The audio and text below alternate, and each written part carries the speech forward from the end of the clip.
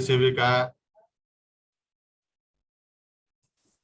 म्हणजे यांच्या संयुक्त विद्यमातून आपण नवजात हृदयरोग या विषयावर बालकामधील जन्मजात म्हणजे हृदयरोगावरील आपल्याकडे स्वदेश फाउंडेशनने ज्युपिटर हॉस्पिटल पुणे येथील 2 निष्णात फिजिशियनच आहेत ना, फिजिशियन आणि सर्जन दोघं पण आहेत. डॉक्टर राहुल सराफ बाल हृदयरोग तज्ञ ज्युपिटर हॉस्पिटल आणि डॉक्टर अभिजित नाईक आणि सर्जन आहेत. अभिजित नाईक सर्जन आहेत आणि फिजिशियन आहेत. तर या दोन्ही तज्ञामार्फत अंगणवाडी सेविका आहेत आणि आरोग्य सेविका यांच्यासाठी आज हे वेबिनार आहे. असं मला वाटतं आज आणि परवा 3 दिवस चालणार आहे.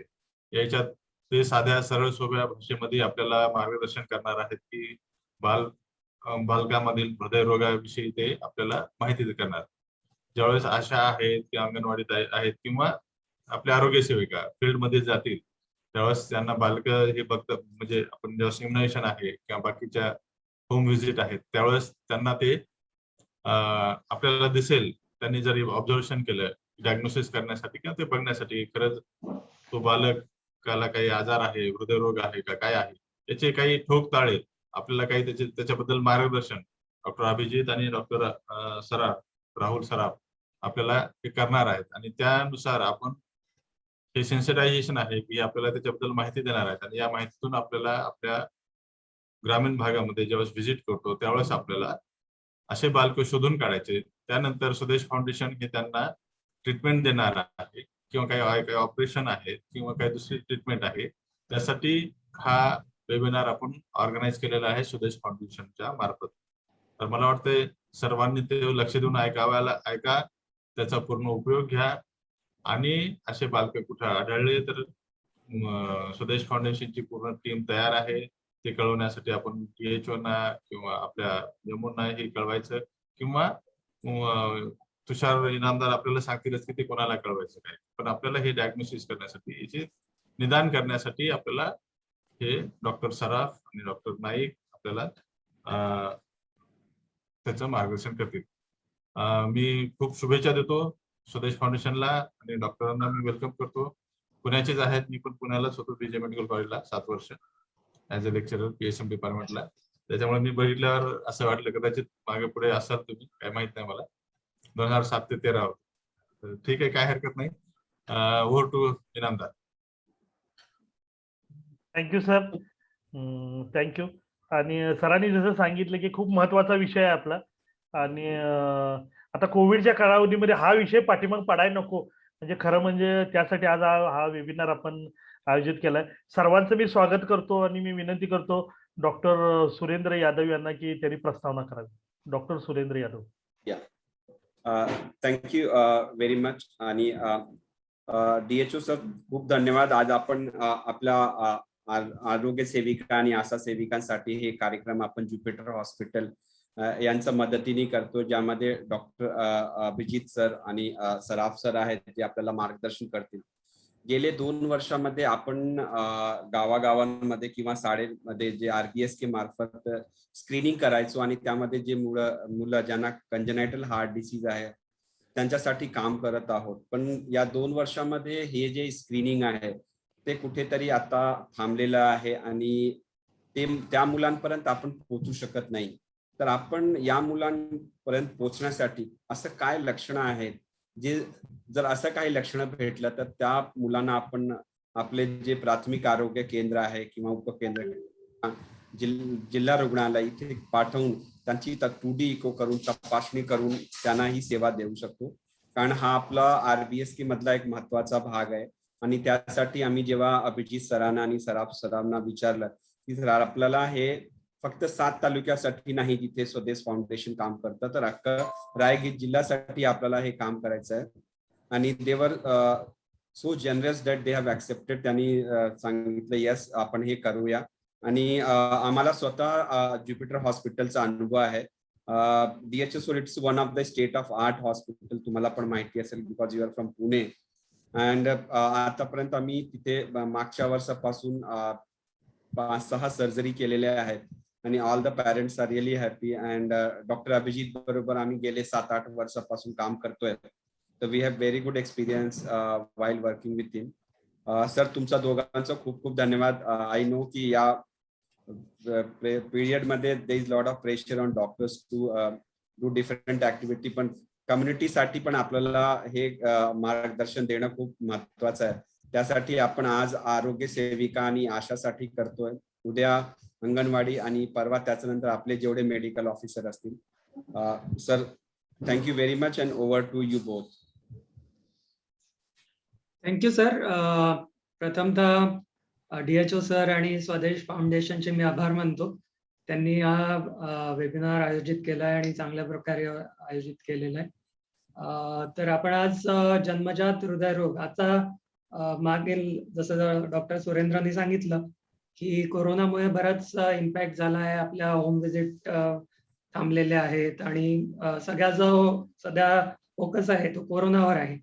पण त्याच्यामुळे असं नको व्हायला की जन्मजात हृदयरोग जे ट्रीटेबल आहेत आणि ज्याच्यात नॉर्मल आयुष्य असू शकतं असे आजार मागे पडायला नको, त्याची ट्रीटमेंट मागे पडायला नको. आणि जसं शाळा बंद आहे त्याच्यामुळे स्कूल हेल्थ स्क्रीनिंग सर्व काही सध्या बंद आहे. त्याच्यामुळे आपल्याला पुन्हा चालू करायचं आहे आणि असे बालक जे आहेत त्यांना लवकर डायग्नोज करून त्याचं ट्रीटमेंट वेळेत व्हायला पाहिजे, हा आपला एक उद्देश आहे. आणि स्वदेश फाउंडेशन जे काम करत आहे रायगडमध्ये ते तर डेफिनेटली खूप ग्रासरूट लेवलवर त्यांचं नेटवर्क पण चांगलं आहे. तर एक थोडंसं ब्रेन वॉशिंग आणि थोडी माहिती आपण पुन्हा याच्यात जाणून घेऊ. आणि ही जी माहिती आहे ही बेसिकली आपल्याला लवकर डायग्नोज करायला आणि लवकर ट्रीटमेंट करायला अशा बालकांची त्याच्यात आपल्याला मदत मिळेल. तर मी डॉक्टर राहुल सराफ आहे. मी ज्युपिटर हॉस्पिटलमध्ये पेडियाट्रिक कार्डिओलॉजिस्ट म्हणजे जन्मजात हृदयरोग तज्ञ म्हणून काम करतो. आणि डॉक्टर अभिजित नाईक आहेत. नमस्कार. Thank you DHO sir, thank you doctor Surendra Yadav and स्वदेशची पूर्ण टीम. आणि महत्वाचं म्हणजे अंगणवाडी वर्कर्स आणि आपल्या आशा या ज्या कार्यकर्ता आहेत त्यांचे पण मी आभार मानतो की ते एवढं चांगलं काम करतायत. आणि विथ रायगड डिस्ट्रिक्टचे DHO आणि डॉक्टर यादव आणि स्वदेश फाउंडेशनमुळे जी इकडच्या लोकांना मदत होते याबद्दल खरंच खूप मोठी गोष्ट आहे. आता I pass over to doctor Rahul. ते तुम्हाला हृदयरोगाबद्दल तुम्हाला थोडे ऍडवाइस करतील आणि मेन म्हणजे हे आजार ओळखायचे कसे सध्या जे त्यांनी सांगितलं ते सर्वात जास्ती स्ट्रेस करणं गरजेचं आहे यावेळेस. त्याबद्दल त्या तुम्हाला माहिती देतील. Thank you again for holding the webinar. तर आपण सुरू करूया जन्मजात हृदयरोग याच्याबद्दल माहिती जाणून घ्या. तर सगळ्यात पहिले हृदयरोग माहिती असण्याआधी नॉर्मल हार्ट म्हणजे काय असतं आणि त्याचं फंक्शन काय असतं हे आपण जाणून घेऊ. तर हार्ट आपलं एक मस्क्युलर ऑर्गन असतं आपल्या लेफ्ट साइडला छातीमध्ये. आणि हार्टच्या याच्यात आपण एक छोटासा व्हिडिओ बघूया, त्याच्यासोबतच मी तुम्हाला एक्सप्लेन करतो. हार्ट एक पंपिंग ऑर्गन असतं. हार्टमध्ये 4 कप्पे असतात, 2 राईट साइडचे कप्पे आणि 2 लेफ्ट साइडचे कप्पे. राईट साइडचे जे कप्पे असतात त्याच्यात आपलं अशुद्ध रक्त पूर्ण ड्रेन होतं. आणि ते जे अशुद्ध रक्त असतं ते ऑक्सिजनेशन साठी आपल्या लंग्स मध्ये जातं. इथे बघतोय आपण हे जे राईट साइडचे चेंबर्स आहेत तिथे अशुद्ध रक्त येतं आणि ते जे आहे ते खालच्या म्हणजे ज्याला आपण वेंट्रिकल म्हणतो त्याच्यातून ते लंग्स मध्ये पंप केल्या जातं. जेव्हा लंग्स मध्ये ऑक्सिजनेशन होऊन जातं ते शुद्ध रक्त जे आहे ते लेफ्ट साइडच्या चेंबरमध्ये जातं, लेफ्ट साइडच्या वरच्या चेंबरमध्ये आणि त्याच्यातून मग खालच्या चेंबरमध्ये ज्याला वेंट्रिकल म्हणतो आणि त्याच्यातून पूर्ण शरीराला या शुद्ध रक्ताचा सप्लाय होतो. तर हार्ट इज म्हणजे basically it is a pumping organ आणि त्याचं रक्ताभिसरण जे म्हणतो आपण ते मुख्य काम आहे. तर हार्टमध्ये जसं मी तुम्हाला सांगितलं की 4 चेंबर्स असतात, 2 राईट साइडचे आणि 2 लेफ्ट साइडचे. आणि त्याच्यामध्ये आता हृदयरोग म्हणजे काय, आपल्याला जन्मजात मोठ्यांचे हृदयरोग माहित असतात ज्याच्यात आपल्या ज्या कोरोनरी आर्टरीज असतात किंवा हार्ट अटॅक म्हणतो आपण ते आपल्याला माहिती असतात. पण लहान मुलांचे हृदयरोग म्हणजे नेमकं काय असतं याच्यात? तर बेसिकली आता जेव्हा हार्ट जे ऑर्गन आहे ते पहिल्या ट्रायमेस्टर म्हणजे पहिल्या 12 आठवड्यात प्रेग्नन्सीच्या तेव्हाच हे हार्ट बनलेलं असतं. आणि तेव्हा काही कारणाने समजा त्याच्यात बिघाड झाली, तर मग हे जन्मजात हृदयरोग जे आहे ते अस्तित्वात येतात. त्याचं कारण आपल्याला एक्झॅक्ट कधी-कधी माहिती नाही पडत. पण त्याच्यामुळे कुठले-कुठले आजार होऊ शकतात. बेसिकली हे जे 2 आपण जे स्ट्रक्चर बघितलं, वरचे 2 चेंबर आहेत, खालचे 2 चेंबर आहेत आणि मध्ये ज्या असतात त्या जडपा असतात. ज्याने एकाच डायरेक्शनला ब्लड पास होतं. तर हृदयरोग जे आहेत, तर कधी-कधी हे जे सेप्टम असतात 2 चेंबर्सच्या मधलं जे पार्टिशन असतं त्याच्यात होल असू शकतात. तर एक प्रकार जो असतो तो म्हणजे हार्टमध्ये होल असणं. दुसरा प्रकार जो असतो त्याच्यामध्ये हार्टचे कनेक्शन जे आहेत, म्हणजे आता इथे राइट साइडचं चेंबर जे आहे ते राइट साइडच्या खालच्या चेंबरमध्ये ओपन. तर हे कनेक्शन जे आहे चुकीचं असणं. कधी-कधी या ज्या वेसल्स असतात ज्याला आपण मुख्य धामिणी म्हणतो, तर त्या पण कधी-कधी ॲबनॉर्मल कनेक्शन असू शकतं त्याच्यात. तर तो झाला एक दुसरा प्रकार. आणि तिसरा प्रकार जो असतो तो म्हणजे या झडपांचा आजार. कधी-कधी या झडपा ज्या असतात त्या छोट्या असतात, कधी-कधी त्या कंप्लीटली फॉर्म होत नाही आणि हार्टचं चेंबर पण मग त्याच्यामध्ये साईज खूप कमी असू शकते किंवा एकदम अ, नसू पण शकते. म्हणजे there can be multiple combination of this defects आणि त्याच्यामुळे हे विविध प्रकारचे आजार अस्तित्वात येतात. तर जसं मी तुम्हाला सांगितलं बेसिकली हे जे 3 मुख्य आजार आहे टाइपचे आजार आहेत. एक तर म्हणजे मध्ये सेप्टम होल असणं, दुसरं म्हणजे त्याच्या व्हॅल्वमध्ये म्हणजे झडपांमध्ये प्रॉब्लेम असणं आणि तिसरं म्हणजे कनेक्शनचा प्रॉब्लेम. या तिन्हीचे कॉम्बिनेशन मिळून व्हेरियस म्हणजे खूप number of different cardiac defects अस्तित्वात येऊ शकतात.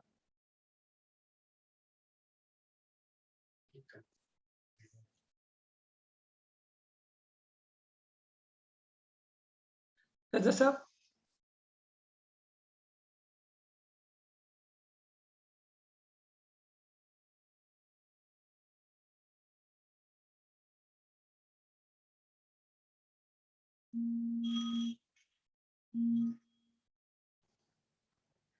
हा यादवजी.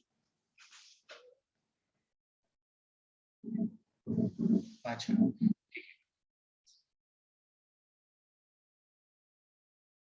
Is it? Okay. ठीक आहे.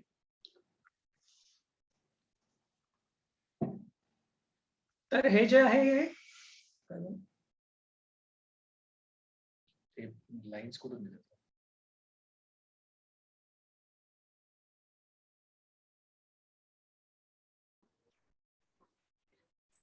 कुणी डिझाईन काढू नका. जे आपलं प्रेझेंटेशन होतं त्यामध्ये तुम्ही जर डिझाईन काढली तर ते व्यवस्थित दिसणार नाहीये. बाकी कुठल्या फंक्शनला अजिबात हात कोणी लावू नका. इतरांना त्रास होतोय त्याचा. अभिजित सर, वरती एक मोर ऑप्शन आहे. मोर तुमच्या स्लाइडच्या वरती मोर ऑप्शनवर क्लिक करून अॅनोटेट क्लिअर करा आणि डिसेबल करा. मोर ऑप्शनवर क्लिक करा.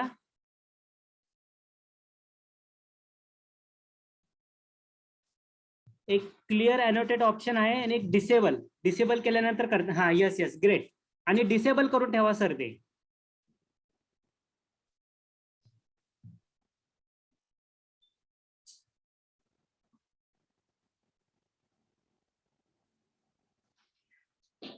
Yes sir. Okay done. Thank you. Thanks sir. तर आपण आता या व्हिडिओमध्ये जसं बघतोय डिस्प्लेला की राईट साइडचे 2 चेंबर्स आहेत, लेफ्ट साइडचे 2 चेंबर्स आहे आणि ब्लडचं जे आहे ते सर्क्युलेशन चालू आहे. आणि आता जो पहिला पार्ट बघितला आपण त्याच्यात वरच्या चेंबरमध्ये होल होता. इथे जे आहे हे खालच्या चेंबरमध्ये, याला म्हणतात व्हेंट्रिक्युलर सेप्टल डिफेक्ट. तर हे जे आहे हे खालच्या चेंबरमध्ये होल आहे.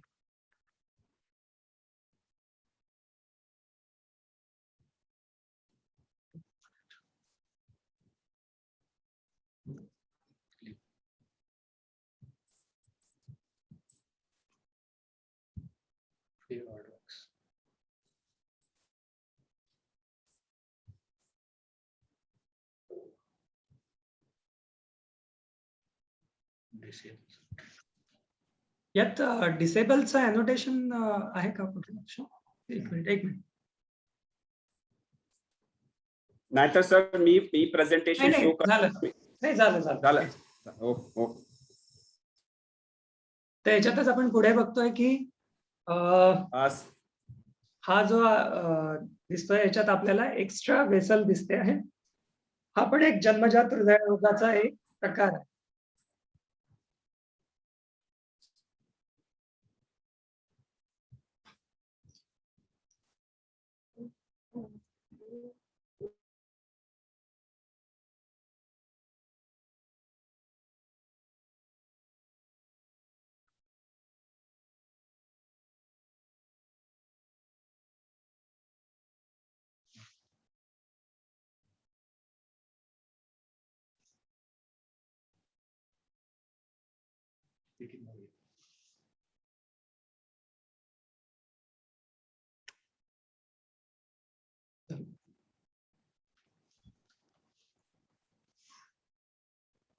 तर जसं मी तुम्हाला सांगितलं की हृदयरोगात हृदयात छिद्र, ॲबनॉर्मल कनेक्शन किंवा व्हॅल्व प्रॉब्लेम याच्यामुळे विविध प्रकारचे हृदयरोग जे आहे ते निर्माण होतात. तर याच्यामुळे काय होतं की विविध त्याच्यामुळे सिम्पटम्स होतात आणि त्याच्यात कधी-कधी बाळाला निळसरपणा असू शकतो. कधी-कधी जे फुफ्फुसाकडे आपलं शुद्धीसाठी रक्त चाललं आहे आणि त्याचा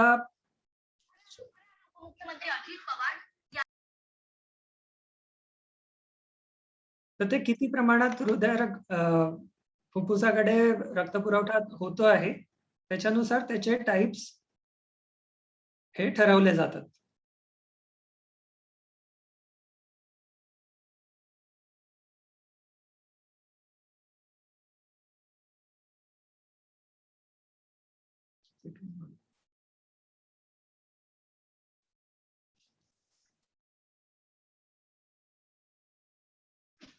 तर जसं त्याच्या आपण खूप डिटेल्समध्ये नाही जाणार त्याचं जे टेक्निकल वर्गीकरण वगैरे जे आहे.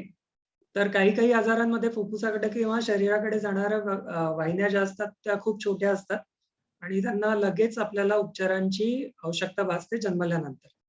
तसं मी तुम्हाला सांगितलं की हार्टची जी रचना आहे ती प्रेग्नन्सीच्या पहिल्या 3 महिन्यातच बनते आणि हे जे आजार आहे हे तेव्हाच निर्माण होतात. पण जेव्हा बाळ पोटात असतं तेव्हा बाळाला जे ऑक्सिजन आहे ते आईच्या ऑक्सिजनमधून मिळतं. तेव्हा त्याच्यामुळे याचे सिम्पटम्स जे आहेत हे बाळ पोटात असताना काही जाणवत नाही. पण जेव्हा बाळ जन्माला येतं तेव्हा डिपेंडिंग ऑन कुठला आजार आहे त्याचे सिम्पटम्स तसे डेव्हलप होतात. पण याचे कारणं काय असतात ते आपण बघू, की हे हृदयरोग का निर्माण होतात. तर जसं मी तुम्हाला सांगितलं, की हे पहिल्या ट्रायमेस्टरमध्येच जे हार्ट जे आहे हे प्रेग्नन्सीमध्ये फर्स्ट ऑर्गन सिस्टम असते जी फंक्शनल असते म्हणजे जी फंक्शनल होते. युजुअली 10 to 12 वीक्समध्ये म्हणजे 10 ते 12 आठवड्यातच हार्टची पूर्ण संरचना आहे ती निर्माण झालेली असते आणि ती फंक्शनल होत असते आणि ती पहिली सिस्टम असते जी फंक्शनल होते. तर या प्रक्रियेत काही दोष निर्माण झाले तर हृदयरोग निर्माण होतात. तर प्रत्येक वेळेला आपल्याला पिनपॉइंट करता येत नाही जन्म झाल्यावर की एखादा समजा बालक असेल ज्याला हृदयरोग आहे तर त्या पिरियडमध्ये म्हणजे प्रेग्नन्सीच्या 10-12 आठवड्यामध्ये काय ऍक्च्युली चुकीचं झालं त्याच्यामुळे हा हृदयरोग निर्माण झाला. तर कधी-कधी हे जे आहेत हे अनुवांशिक आजार जे असतात जेनेटिक आजार जे असतात त्याच्यासोबत निर्माण होऊ शकतात.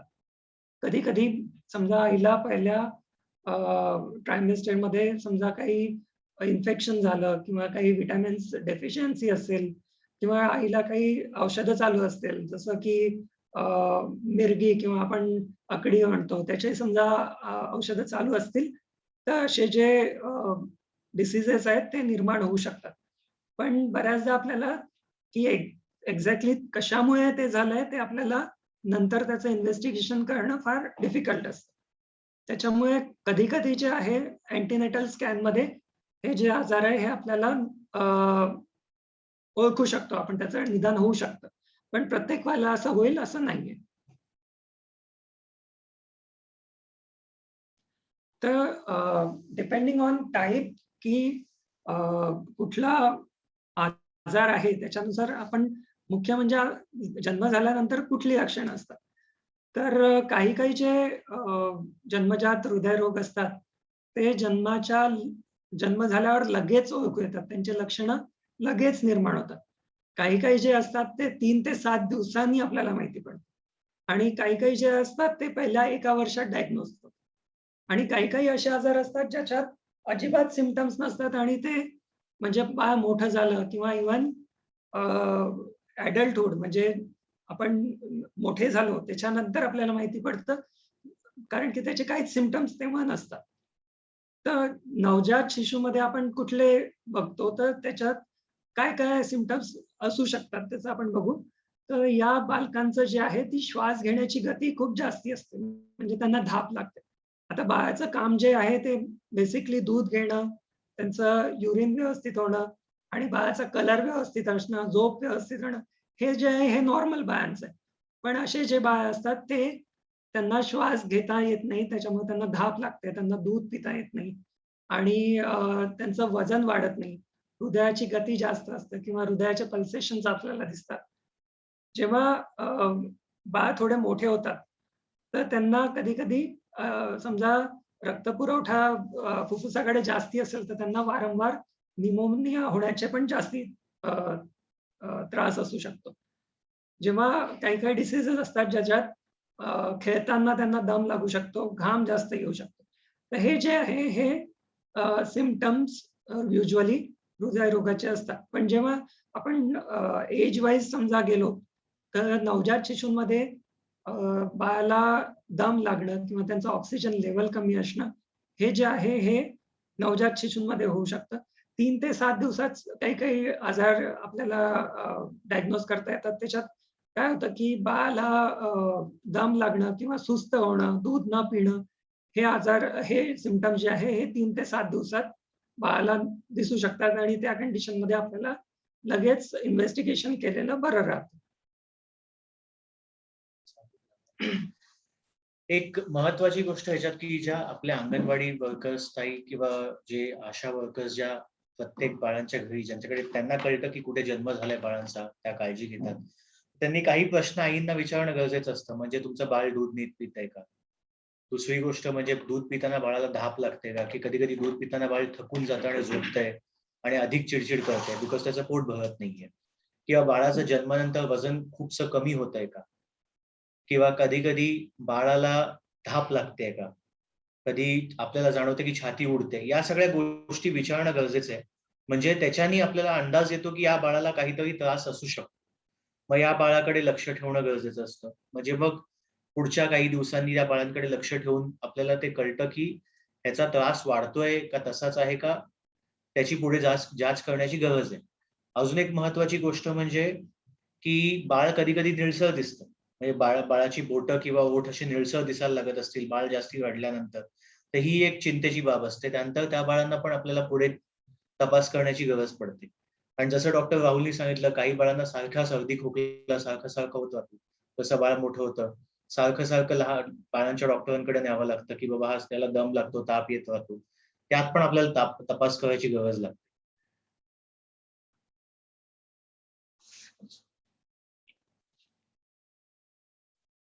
तर ह्याच्यामध्ये आपण लक्षणांमध्येच बघतो. समजा बाळ निळं दिसत असेल, म्हणजे निळसरपणा कसा जाणवतो, की कुठल्या-कुठल्या बाळांमध्ये जे नेल्स किंवा नखं जे असतात, ओठ असतात, पेरिओरल किंवा जीभ पण जी आहे, इथे आपल्याला निळसरपणा दिसू शकतो. आणि समजा निळसरपणा जास्ती दिवस असेल, तर आपले नखं जे असतात, ते थोडेसे मोठे होतात आणि त्याच्यात पण आपल्याला डायग्नोज होऊ शकतं, की त्यांना क्लबिंग असतं. बाळाला जेव्हा निळसरपणा असतो, तेव्हा युजुअली 2 किंवा 2 महिन्यानंतर बाळाला सायनोटिक स्पेल्स नावाचा एक जो आजार सायनोटिक स्पेल जो असतो, त्याच्यात एक सिम्पटम्स असतो. म्हणजे तुम्हाला एक व्हिडिओ दाखवतो, ज्याच्यात बाळ उठल्यावर किंवा कधी-कधी नंतर पण होऊ शकतं, पण युजुअली खूप निळं होतं, खूप रडतं आणि काही केलं तर शांत होत नाही. आणि त्याच्यामुळे मग बाळ थोडंसं अनरिस्पॉन्सिव्ह नेस पण येऊ शकतो त्याच्यात, समजा कंटिन्युअस त्या फेज मध्ये राहिलं तर तो पण एक अशा निळसरपणाचा एक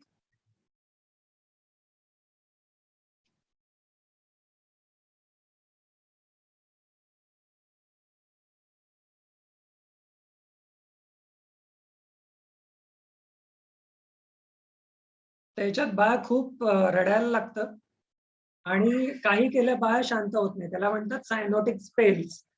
आणि बाळ श्वास रोखून जातं, बाळ अजून निळा पडतं आणि कधी कधी ते बेशुद्ध पण होऊ शकतं. असे सिम्पटम्स समजा वारंवार होत असेल तर मग बाळाच्या ब्रेनवर पण त्याचा इफेक्ट येऊ शकतो, कारण की बाळ त्याच्यामुळे अजून जास्त निळं झालं. असं समजा होत असेल तर त्याला युजली थोड्या वेळाने शांत झालं तर बाळ नॉर्मल होतं, पण कधी कधी जे आहे हे बाळाला लगेच ट्रीटमेंटची आवश्यकता असते अशा कंडिशन.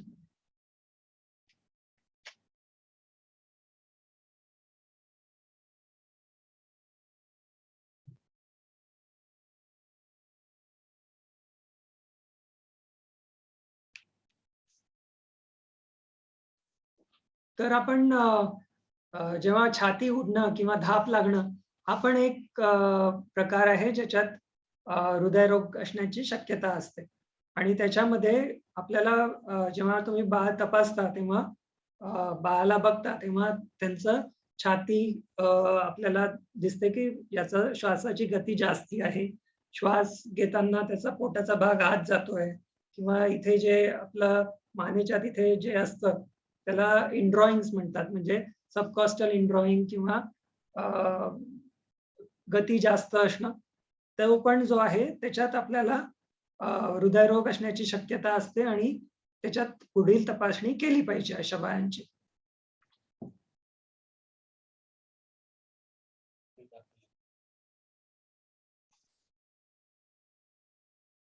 तर आपण सिम्पटम्स पुन्हा एकदा हे करू की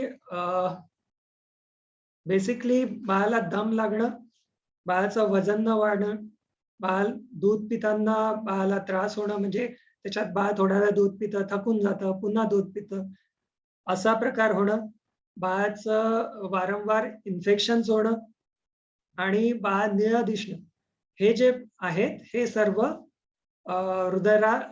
जन्मजात हृदयरोगाची लक्षणं असू शकतात.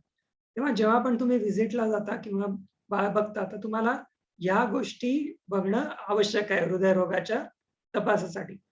आणि कधी कधी जसं सांगितलं की बाळाला सिम्पटम्स नसतात, पण जेव्हा तुम्ही ऑस्कल्टेशनसाठी जेव्हा एखाद्या वेळेस बाळ जातं तेव्हा आपल्याला एक्स्ट्रा साऊंड म्हणजे मरमर आपल्याला जाणवतं, तर त्या कंडिशन मध्ये पण हृदयरोग असण्याची शक्यता असते आणि तशा बाळांचं पुढे तपासणी केली पाहिजे.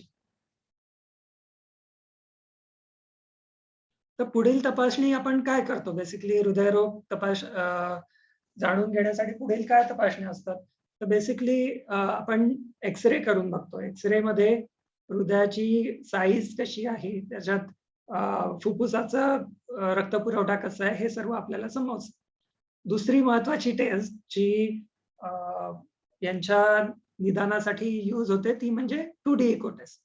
आणि समजा असे सिम्पटम्स असलेले समजा बाळ असतील तर त्यांना 2D इको जी असते त्या टेस्टमध्ये it is like sonography of the heart, आणि त्याच्यात आपण हृदयाचं स्ट्रक्चर आणि फंक्शन हे दोन्ही तपासतो. त्याच्यात आपल्याला या रोगांचं निदान होतं. तर याच्यामध्ये आपल्याला पूर्णपणे माहिती मिळते. मॅक्सिमम केसेसमध्ये 2D eco taste is sufficient आणि त्याच्यात आपल्याला पूर्णपणे माहिती मिळते या रोगांबद्दल. समजा याच्यात काही आपल्याला दिसलं नाही किंवा एखाद्या वेळेस विंडोज चांगल्या नसतात तेव्हा पूर्णपणे निदान करण्यासाठी पुढच्या टेस्ट लागतात. त्याच्यात मग सिटी स्कॅन आहे किंवा MRI आहे किंवा एन्जिओग्राफी आहे. तर या टेस्ट आहेत ज्या समजा 2D इकोवर आपल्याला पूर्णपणे माहिती समजत नसेल तर आपण त्या वापरू शकतो. आता आपल्याला कोरोनामुळे सर्वांना माहिती आहे की ऑक्सिजन लेवल म्हणजे काय असते. तर जेव्हा सॅच्युरेशन प्रोब आजकाल सगळीकडे अवेलेबल झालेले आहेत, तर बाळाचं ऑक्सिजन म्हणजे नॉर्मल ऑक्सिजन जे आहे ते 95% वर असायला पाहिजे. तुमचं, आमचं किंवा बाळाचं सुद्धा. तर नवजात बाळांचं पण आपण जेव्हा आपण हॉस्पिटलमधून डिस्चार्ज होत असेल किंवा दुसरीकडे डिलिव्हरी झाली आणि बाळ जेव्हा घरी जात असेल, तेव्हा ही टेस्ट आपल्याला करून बघायला पाहिजे. आणि त्याच्यात बाळाचं पायाचं आणि हाताचं हे दोन्ही सॅच्युरेशन आपण चेक करायला पाहिजे. समजा ते 95% खाली येत असेल आणि समजा पायाचं आणि हाताचं याच्यामध्ये 3 पेक्षा जास्ती डिफरन्स असेल, म्हणजे फरक असेल, तर हृदयरोग असण्याची शक्यता असते. आणि त्या सिच्युएशन मध्ये पण आपण पुढील तपासासाठी बाळाला पाठवायला पाहिजे. आजकाल हे जे सॅच्युरेशन प्रोब्स आहेत हे सर्वीकडे अवेलेबल आहे आणि कोरोनामुळे याची सर्वांना माहिती सुद्धा आहे. हे कसं वापरायचं वगैरे सर्व आपल्याला माहिती आहे. लहान मुलांमध्ये कदाचित थोडासा फरक येऊ शकतो, कारण की त्यांची बोटं छोटी असतात, त्याच्यामुळे एखाद्याच रिडिंग जे आहे ते परफेक्ट येऊ नाही शकत, किंवा बाळ रडत असेल तर एखाद्या वेळेस कमी होऊ शकतं. पण बाळ जेव्हा शांत असेल तेव्हा आपण पुन्हा ते तपासायला पाहिजे आणि ते नॉर्मल आहे हे कन्फर्म करायला पाहिजे.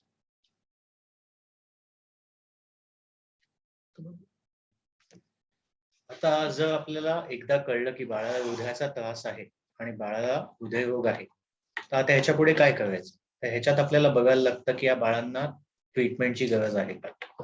जर ट्रीटमेंटची गरज असेल बाळांना, तर त्यात वेगवेगळ्या प्रकारची ट्रीटमेंट अवेलेबल असते. कधी कधी औषधांनी बाळाचा जर होल छोटा असेल तर फक्त औषधं देऊन किंवा वाट बघून ते बंद होऊ शकतं. पण खूपशा बाळांमध्ये त्याला ट्रीटमेंटची गरज लागते. आता अशा वेळेस काय असतं, आपल्याकडे एक उपाय असतो, बाळाची हृदयरोग शस्त्रक्रिया. आता ह्यात शस्त्रक्रिया करणं सगळ्यांच्या डोक्यात असं असतं, एवढ्या छोट्या बाळाची हृदयाची शस्त्रक्रिया करणं म्हणजे खूप धोकादायक गोष्ट असते. तर आहे, परंतु पूर्वीपेक्षा हे फार फार बेटर कंडिशन मध्ये आहे आता. म्हणजे पूर्वी जर जवळजवळ 30-40% धोका होता जीवाचा, आता सध्याच्या काळामध्ये आणि आमच्यासारख्या हॉस्पिटलमध्ये ह्याचा धोका फक्त 2 ते 3% असतो. म्हणजे 95 ते 98% बाळं चांगली होऊन घरी जाऊ शकतात आणि नॉर्मल आयुष्य जगू शकतात. तर बाळाला ऑपरेशन करून हृदयामध्ये ते होल बंद करणे किंवा त्या नसा जर चुकीच्या ठिकाणी असतील तर त्या नसा बरोबर ठिकाणी जोडणे, त्यानंतर जर वाल्व जर ब्लॉक असेल तर त्या वाल्वला ओपन करणे, अशा वेगवेगळ्या प्रकारच्या हृदयाच्या शस्त्रक्रिया असतात. जवळजवळ 200 प्रकारच्या बाळांच्या हृदयाच्या शस्त्रक्रिया आपण येथे करतो. आणि या जनरली जसं मी सांगितलं, या बाळांचं हृदय एकदा नॉर्मल झालं की ही बाळं मोठी होऊन नॉर्मल आयुष्य जगू शकतात आणि सगळे तुमच्या माझ्यासारखी सगळी कामं करू शकतात. दुसरी महत्वाची ट्रीटमेंट जी असते किंवा प्रकार असतो, ज्याला ऑपरेशन न करता दुर्मिळीने किंवा आपण जे की होल सर्जरी म्हणतो किंवा डिव्हाइस टाकणं किंवा छत्री टाकून होल बंद करणं, हे डॉक्टर राहुल सरके जे कार्डिओलॉजिस्ट असतात हे करतात. तर ह्याच्यात बाळाच्या काही चिरफाड न करता त्या होलला एका छत्रीने बंद करून टाकणे किंवा डिव्हाइस टाकून बंद करणे. कधी कधी जर कुठची वाल ब्लॉक असेल तर त्याला पायातनं नसेतनं जाऊन त्या वालला फुगवणे, या सगळ्या प्रकारच्या शस्त्रक्रिया ज्याला कीहोल सर्जरी किंवा अँजिओग्राफी किंवा डिव्हाइस इम्प्लांटेशन हे प्रकारचे असतात, हेही करता येतात. या बाळांना ऑपरेशन नंतर फार उच्च दर्जाची काळजी घ्यावी लागते त्यांची, कारण त्याच्यासाठी नुसतं ऑपरेशन हे महत्वाचं नसतं किंवा नुसतं डिव्हाइस टाकणं महत्वाचं नसतं. ऑपरेशन नंतर या बाळांची रिकव्हरी किंवा काळजी घेणं खूप महत्वाचं असतं. त्यासाठी आपल्याला एक वेगळा आयसीयू, स्पेशल नर्सेस ह्या सगळ्या लागतात. तर ह्यासाठी आम्ही बाळांचा एक वेगळा आयसीयू निर्माण करतो, जिथे बाळांना, या छोट्या बाळांची काळजी घेण्यासाठी स्पेशली ट्रेन्ड नर्सेस असतात ज्या त्यांची काळजी घेतात. हे आमच्या हॉस्पिटलचं बीआयसीयू आहे, जिथे बाळांना, आता तुम्हाला दिसत असेल इकडे जर, की बाळांना हॉस्पिटल सारखं वाटणार देखील नाही. त्यांना असं वाटतं की ते बाहेर कुठेतरी चांगल्या ठिकाणी आलेत, चांगले रंगीबेरंगी कार्टून्स असतात, त्यांना पण बरं वाटावं म्हणून असं हे करण्यात येतं. जनरली बाळांच्या जिकडे पण आयसीयू असतात तिथे असं हॉस्पिटल वाटू नये ह्याची काळजी घेतली जाते.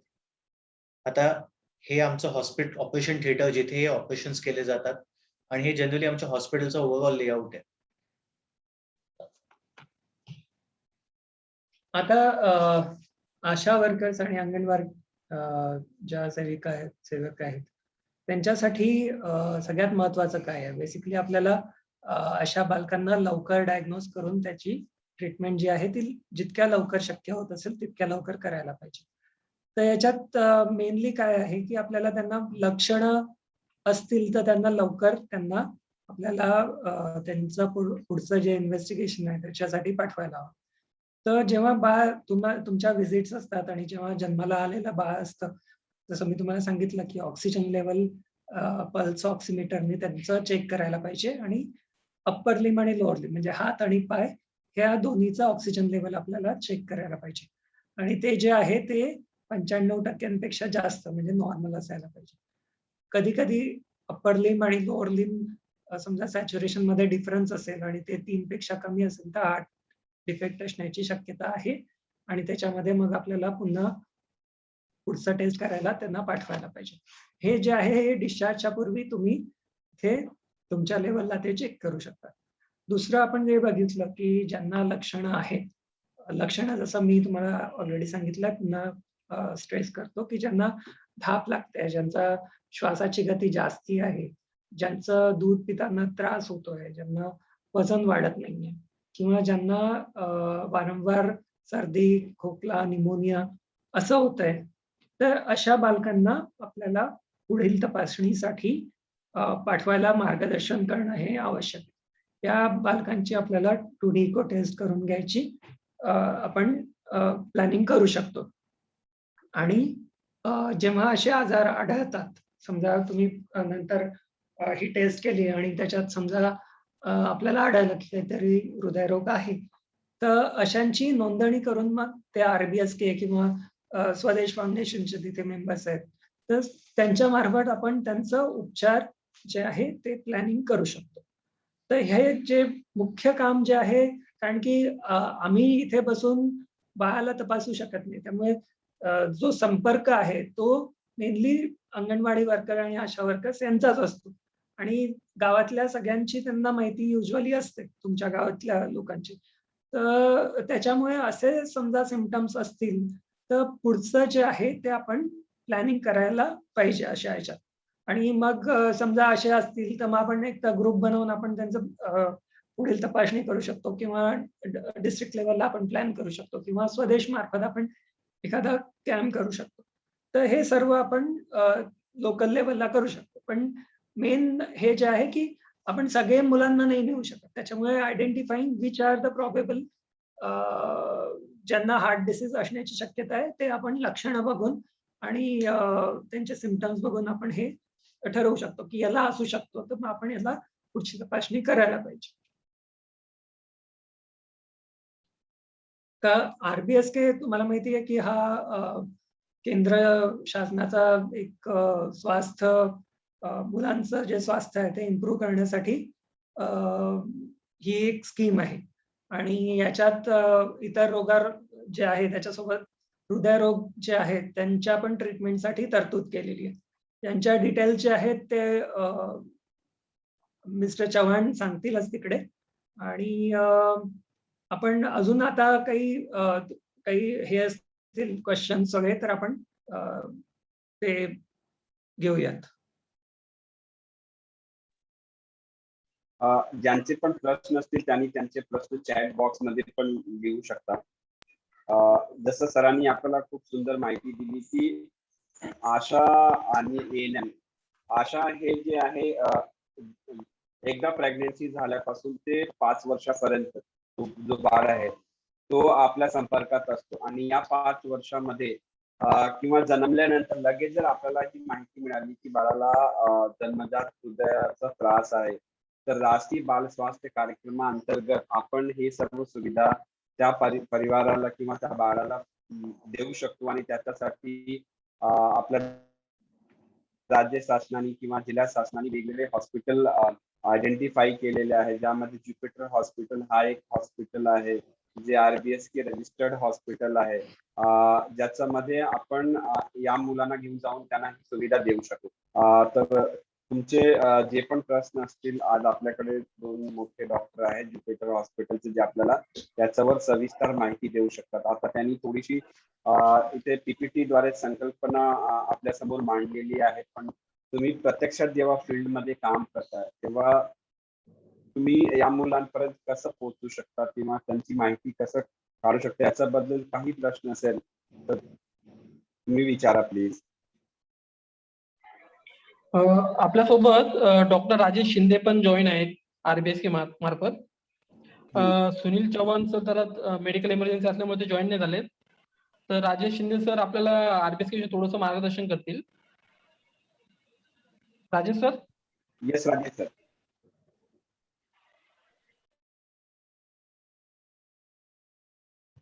डॉक्टर राजेश.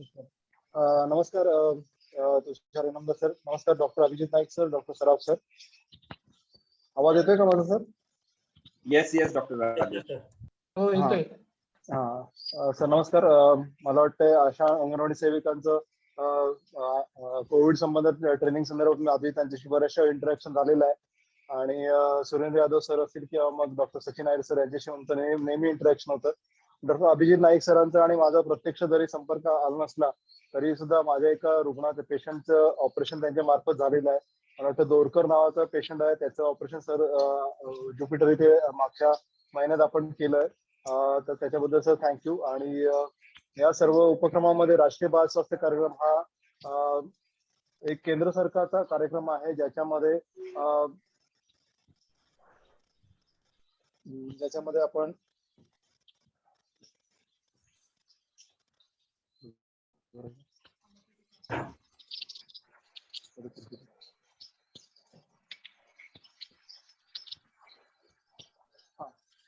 आपण सर्व 0 ते 18 वयोगटातील मुलांचं आपण स्क्रीनिंग करत असतो. स्क्रीनिंग म्हणजे त्यांची तपासणी करत असतो आणि त्यानंतर त्यांना काही आवश्यक उपचार असतील तर ते देत असतो.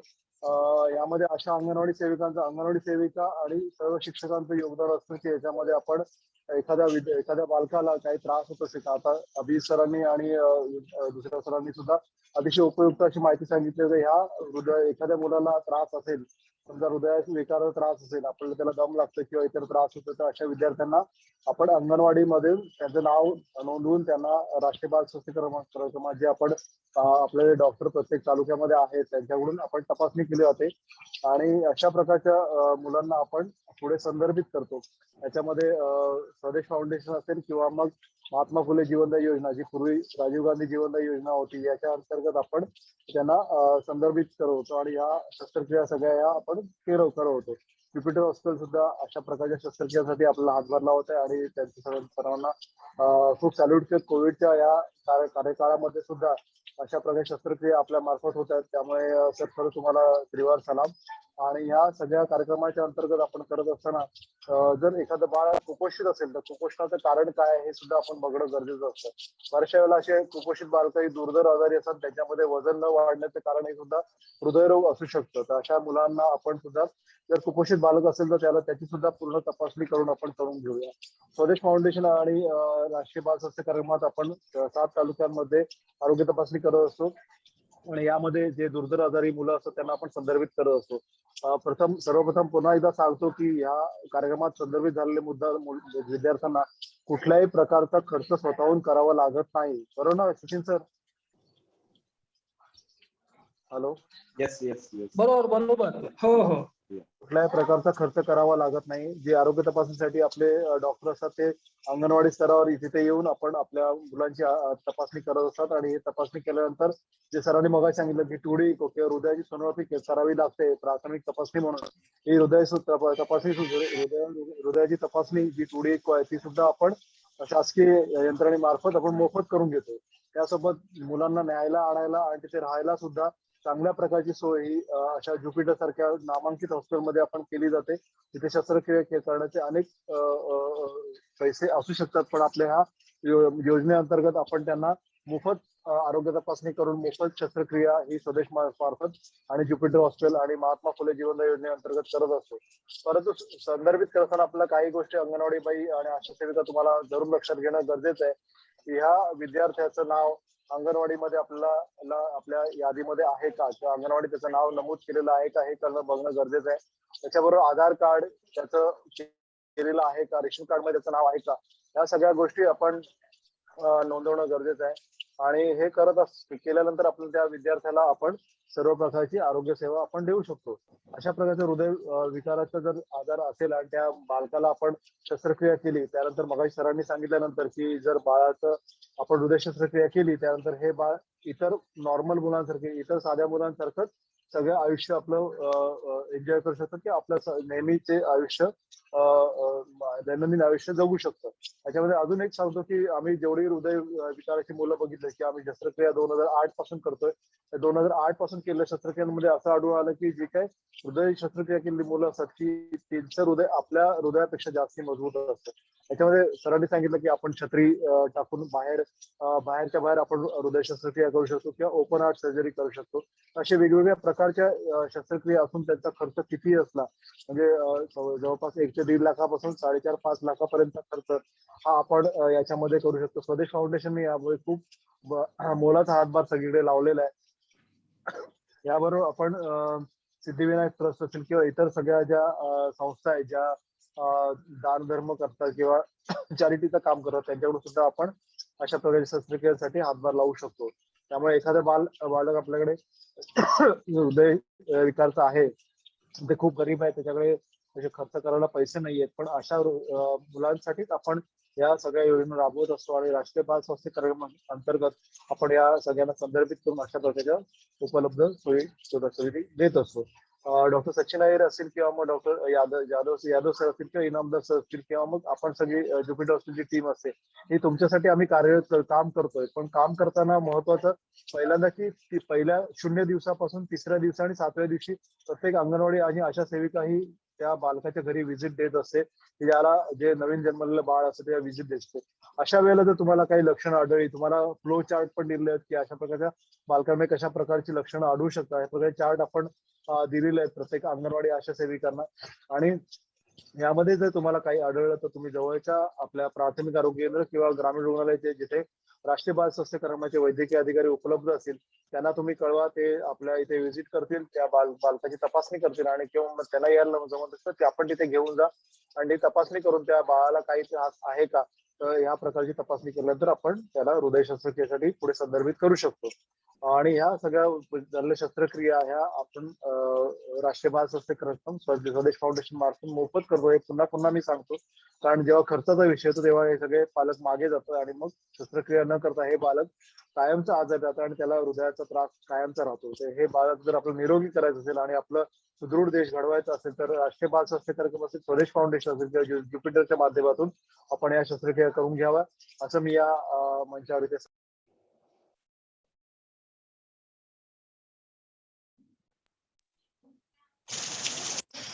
थँक्यू सर डिटेल माहिती दिल्याबद्दल. आणि आम्ही आहोत तिथे काम करायला, पण तुमच्या आणि स्वदेश फाउंडेशन यांच्यामुळे बाळ आमच्यापर्यंत पोहोचू शकतात. त्यासाठी तुमचा खरंच धन्यवाद. थँक्यू. मागच्या महिन्यात सर टॉपचं बच्चे होतं दोरकर म्हणून, आपण मला वाटतं मानस तो माझ्या इथला कोल्हापूरचाच आहे.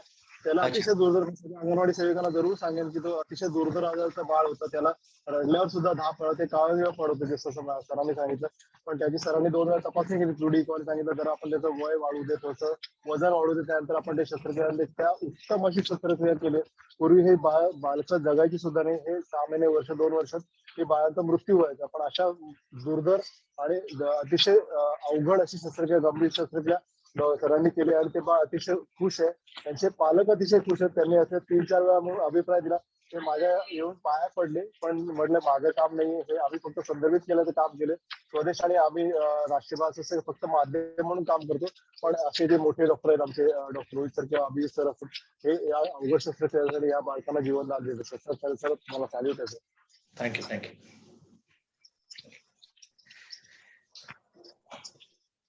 येस तुषार सर. प्रश्न काय असतील तर प्रश्न विचारा. तुम्ही चॅट बॉक्स मध्ये प्रश्न तुमचे टाकू शकता. प्रश्न कोणाचे आहेत का?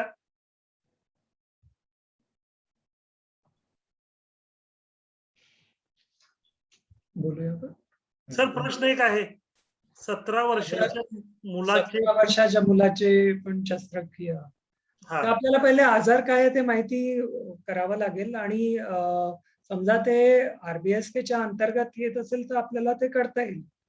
म्हणजे आणि समजा तसं नसेल तर मग आपल्याला जे सिव्हिल सर्जन्स असतात त्यांची एक स्पेशल परमिशन घेऊन पण आपल्याला ते करता येईल. तर आपण 12वी पर्यंतच्या विद्यार्थ्यांना आपण राष्ट्रीय बाल स्वास्थ्य कार्यक्रमाच्या अंतर्गत संदर्भ सेवा देऊ शकतो. ओके. आणखी कुणाचे काय प्रश्न आहेत का? सर आपलं हॉस्पिटल आता आपण पुण्यासाठीच बोलतोय ना. एक प्रश्न होता की आपलं हॉस्पिटल कुठं आहे, तर पुण्यामध्ये हॉस्पिटल आहे ज्युपिटर, आणि अभिजित सर आता पुण्यातून बोलत आहेत. तर ज्या काही शस्त्रक्रिया आपल्या होणार आहेत सर आपण पुण्यामध्येच होतील त्याच्या आवश्यकतेनुसार. आणि जसं सांगितलं, हे ऑपरेशन्स नंतर, शस्त्रक्रियेनंतर या बाळांची काळजी घेण्यासाठी वेगळा आयसीयू आणि खूपसे डॉक्टर्स आणि खूपशा स्पेशलिस्ट नर्सेस लागतात. त्या सर्व ठिकाणी अवेलेबल नसतात, म्हणून एक वेगळा आयसीयू निर्माण करण्याची गरज असते. वेगळी काळजी घेण्यासाठी एक वेगळं डिपार्टमेंट लागतं. ते आमच्याकडे इकडे अवेलेबल आहे, म्हणून आम्ही फक्त याच ठिकाणी करतो. आणखी कुणाला काय प्रश्न असेल तर विचार.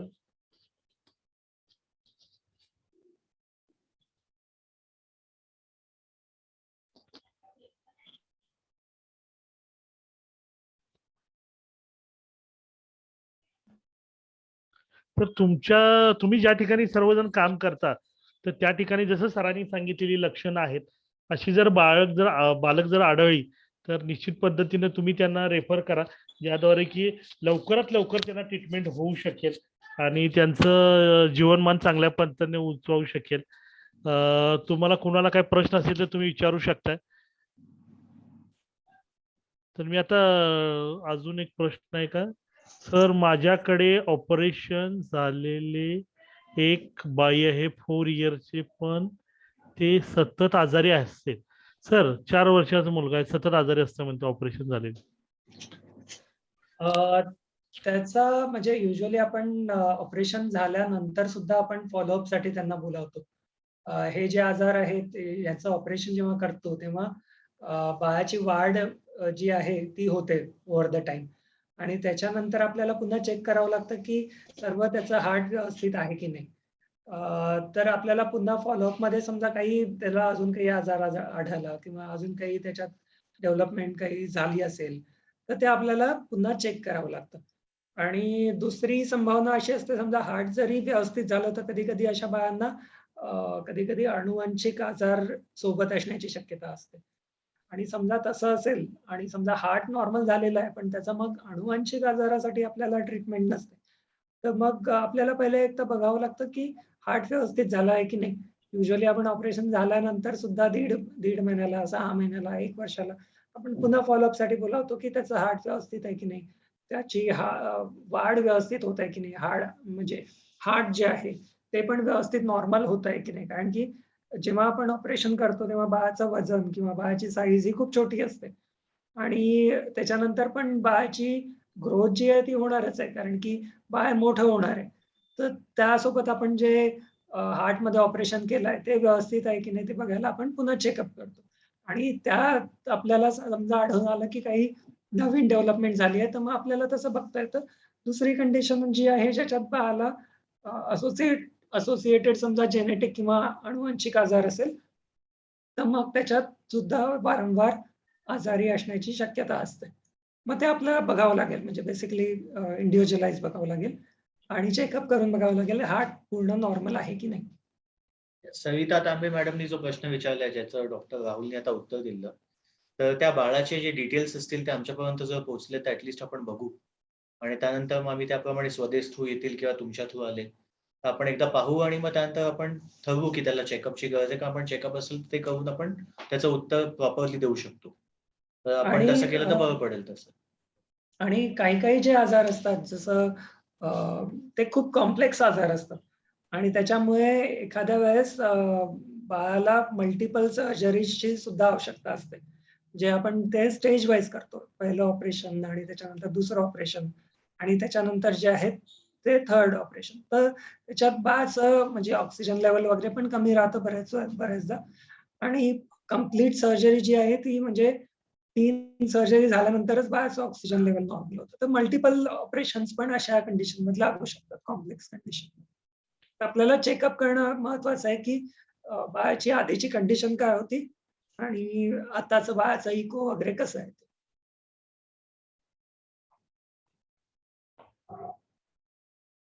49 वर्षाच्या मोठ्या वयोगटी लोकांच्या तपासण्या मोफत होऊ शकतात. सध्या आपण मुलांच्या विषयी बोलत आहोत, तर मला वाटतं मोठ्यांच्याकडे आता न जाता आपण मुलांच्यावर कॉन्सन्ट्रेट करू. तर मी क्लोजिंग रिमार्कसाठी आपले DHO sir doctor Sudhakar More sir यांना विनंती करतो, त्यानंतर सचिन सर बोलतील. Doctor Sudhakar More sir. Sir. हा नाही, खरोखरच खूप व्यवस्थित आणि जे समजेल आशांना आणि आपल्या ANM ला त्या सोप्या भाषेत आपण सगळं समजावून सांगितलेलं आहे. आणि ते त्यांना समजलं तर ते पुढे रेफर करतील. आपण समजा डॉक्टर व्यक्ती आहेत PHC ला आल्यानंतर की RBSK आहे, पण आता RBSK थोडं जरा हे असल्यामुळं, शाळा बंद असल्यामुळं आपल्याला हा थोडासा जरा प्रॉब्लेम आहे. तर आपल्या आशा आहेत, अंगणवाडी आहेत किंवा ANM आहेत, त्यांना जे सापडण्यासाठी, त्यांना डायग्नोसिस करण्यासाठी जे बेसिक रिक्वायरमेंट किंवा बेसिक कोणते सायन्स सिम्पटम आहेत, तर ते कळण्यासाठी ज्या पद्धतीनं पुण्याहून आपल्याला सांगितलं डॉक्टर देसाई आणि डॉक्टर राहुलनी, तर ते खरोखरच सगळ्यांना उपयोगी पडेल आणि त्यानुसार सगळे काम करतील असं मी सांगू इच्छितो. आणि ते सगळे काम करतील असं आहे. खूप छान बोलले आपण पुण्याहून. तुमचं अभिनंदन आणि धन्यवाद. थँक्यू. डॉक्टर सचिन. नमस्कार सर. धन्यवाद डॉक्टर मोरे सर, त्यांनी या कार्यक्रमाचं आयोजन केलं आणि जास्तीत जास्त पार्टिसिपंट या कार्यक्रमासाठी अवेलेबल झाले. Thanks to doctor Abhijit Naik आणि राहुल सराफ सर, दोघांनी पण व्यवस्थित मार्गदर्शन केले आशा आणि अंगणवाडीकांना. जे काही महत्वाचं होतं, करोनाच्या काळामध्ये ह्या मुलांचं तपासणी आपल्या RBSK मार्फत होत नाहीये, तर अशा बालकांना कशा प्रकारे शोधलं गेलं पाहिजे, यांच्या काय काय प्रॉब्लेम असतात, यांची जाणीव आपण आशा सेविका, अंगणवाडी सेविका आणि ANM यांना आपण करून दिली आणि खूप साध्या सोप्या भाषेमध्ये तुम्ही ती माहिती त्यांच्यापर्यंत पोहोचवली आहे. तर मी दोघांचे पण आभार मानतो. त्याचबरोबर आपले डॉक्टर राजेश शिंदे सर पण जॉईन झाले आणि त्यांनी RBSK विषयी आपल्याला माहिती सांगितली. आता जसा आपण ट्रेनिंग सेशन आपण ऑर्गनाईज केलंय, त्याचप्रमाणे आपण उद्या पण ऑर्गनाईज करणार आहोत अंगणवाडी सेविका. जे आशा सेविका आज जॉईन होऊ शकल्या नाहीत, त्या पण उद्याच्या सेशनला जॉईन होऊ शकतात सर. तुमचा आता मेसेज THO पर्यंत गेला तर ते पण जॉईन, त्यांना पण सांगा की जॉईन करण्यासाठी सर. तर थँक्यू अभिजित सर आणि राहुल सर आजच्या ट्रेनिंग संदर्भात. Thank you. Thank you. Thank you. Thank you sir. Thanks. Okay, meeting संपलेली आहे. सर्वांचे धन्यवाद. थँक्यू. थँक्यू.